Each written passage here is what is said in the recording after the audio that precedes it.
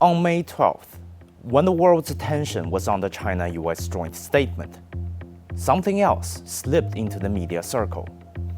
An image, very simple and highly unconventional. The United States, in all its glory, is unloved. That was from the Democracy Perception Index 2025. The Alliance of Democracies Foundation has been doing this survey every year, and this is the first time where the most countries are more favorable towards China than the United States. I don't know if the foundation timed this publication with that China-US joint statement, but it was very easy for, well, everyone to catch it. I resisted the urge to talk about this too early because I didn't want it to be all about the tariffs. Yes, the tariffs are a major part of it. They hit America's allies and major trading partners, led to chaos in supply chains and delays in shipments. Then, under pressure, within a little over a month, a lot of them were suspended. Even the Wall Street Journal, a conservative paper, had a scathing comment. Rarely has an economic policy been repudiated as soundly and as quickly as President Trump's Liberation Day tariffs. But always remember, he is not governing alone. Here's my question. When was the last time you heard Congress, as a whole entity, did something to correct him or stop him?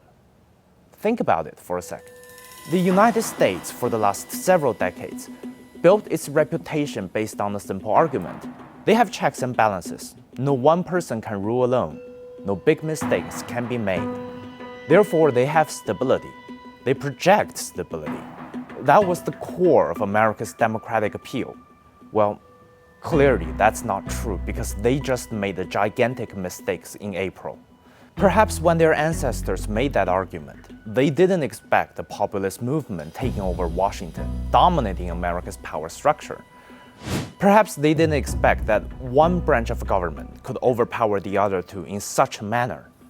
Perhaps they didn't expect that to save their own careers, government officials today would rubber stamp instead of doing their jobs.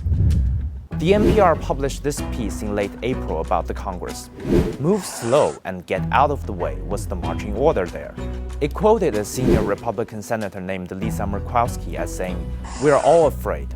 I'm oftentimes very anxious myself about using my voice because retaliation is real." You don't hear that very often from an American politician, do you? And this is not an indictment against Congress alone. And it's certainly not just coming from me.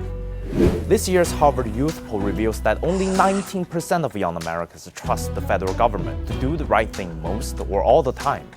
And their trust in Congress, the President, and the Supreme Court is dismal. Dismal. On top of that, 38% of adults believe neither the Democrats nor the Republicans fight for people like them.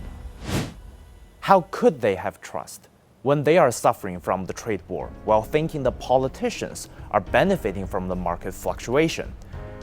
This is the real reason for why people don't like America anymore.